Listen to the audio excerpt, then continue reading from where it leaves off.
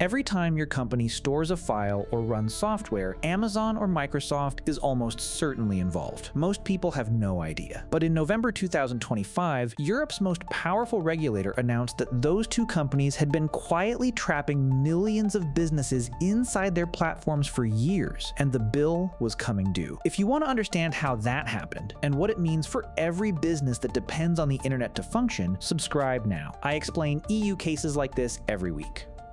20 years ago, if your business needed a computer server, you bought one, plugged it in, and ran it yourself. It sat in your office or a rented room, and you owned everything on it. Then, slowly, a different model emerged. Instead of owning the hardware, you would rent it. Instead of running your own software, you would pay someone else to run it for you over the internet. That model became known as cloud computing, and it changed everything.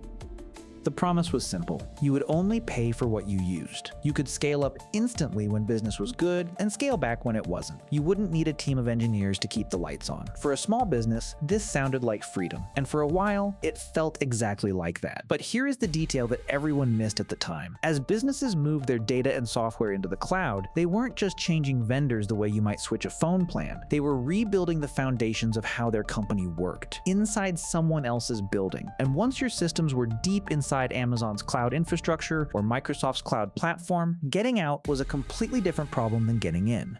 Today, Amazon's cloud division, which operates under the name Amazon Web Services, and Microsoft's equivalent, called Azure, together control somewhere between 60 and 70% of the European cloud market. In this year alone, that market is worth around 87 billion euros. Nearly 9 out of 10 European businesses rely on cloud services to function, and the vast majority of that infrastructure flows through these two companies. That level of concentration would raise eyebrows in any industry. But cloud computing has a specific feature that makes it particularly difficult to walk away from, and understanding that feature is what makes this entire investigation make sense.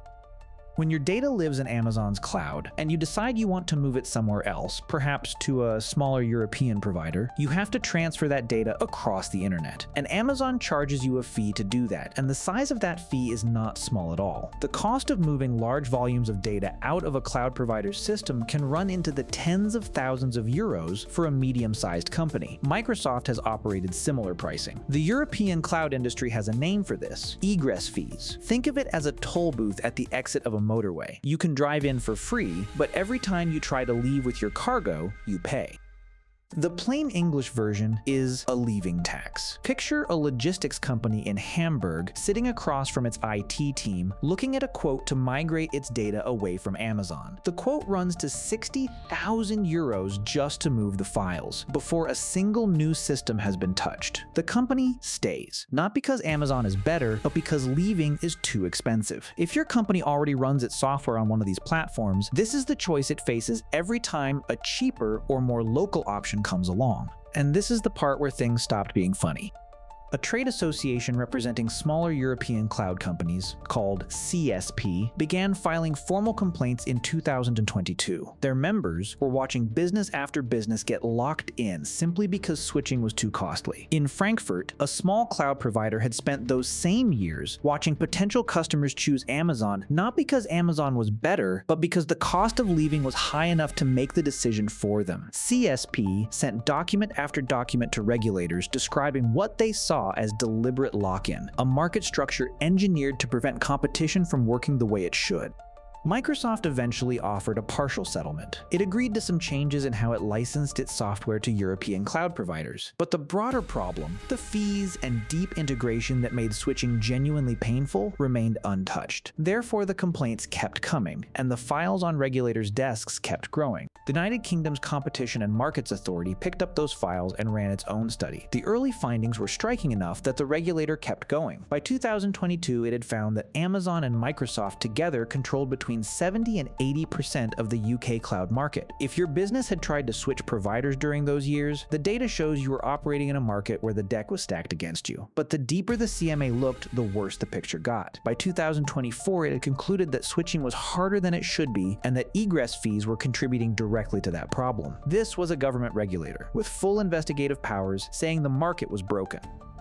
The UK seemed poised to act, but what happened next still surprises people who followed the case closely. In the summer of 2025, Amazon announced that the UK regulator had decided not to designate it as having dominant market status after all. Amazon's executives welcomed the decision publicly. Normal competition applied, the UK had concluded, and the Frankfurt cloud provider that had been waiting for years watched the announcement and felt the window closing again. 7 weeks later, the European Commission opened a formal investigation into Amazon and Microsoft under Europe's Digital Markets Act. The same infrastructure, the same fees, the same market structure, and a completely different outcome. The European Commission, led by competition chief Teresa Ribera, announced on the 18th of November in 2025 that it was opening 3 market investigations. 2 of them targeted Amazon and Microsoft's cloud businesses directly. A third looked at whether Microsoft's Windows operating system should be classified as a critical digital gateway in its own right. Ribera stood at the podium in Brussels and said that cloud computing services are vital for Europe's competitiveness and resilience, and that Europe would look closely at whether the rules needed updating to keep pace with how the market was actually evolving. Within days of the announcement, legal teams at both companies were reviewing the Commission's filing. In Frankfurt, a small cloud provider that had spent 3 years watching customers choose Amazon because switching was too expensive, finally had something it had never had before: a regulator formally asking whether that situation was legal. The investigation itself is not a finding of guilt. It is the beginning of a process that, under European law, carries specific and serious consequences. Here is what those consequences look like.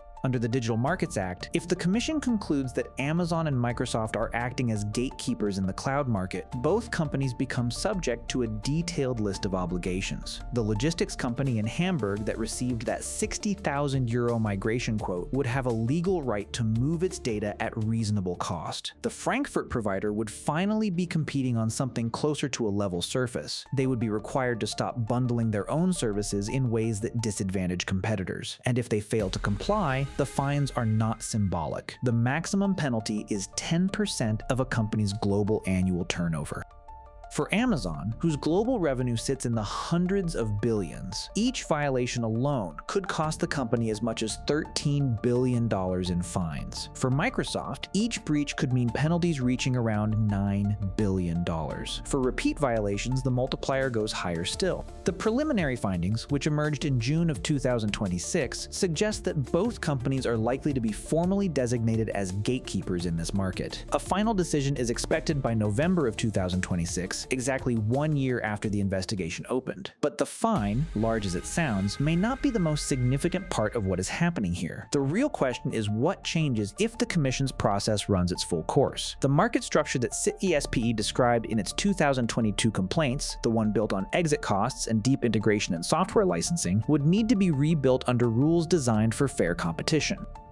If you wonder whether that sounds too ambitious, consider that the same process already happened in other digital markets. Microsoft was forced to unbundle its web browser from Windows after a decade of antitrust enforcement. Apple is currently navigating similar obligations around its App Store. The pattern is consistent: a platform becomes dominant, competitors find themselves structurally excluded, a regulator eventually moves, and the company is required to open up. Cloud infrastructure is simply the latest version of that story.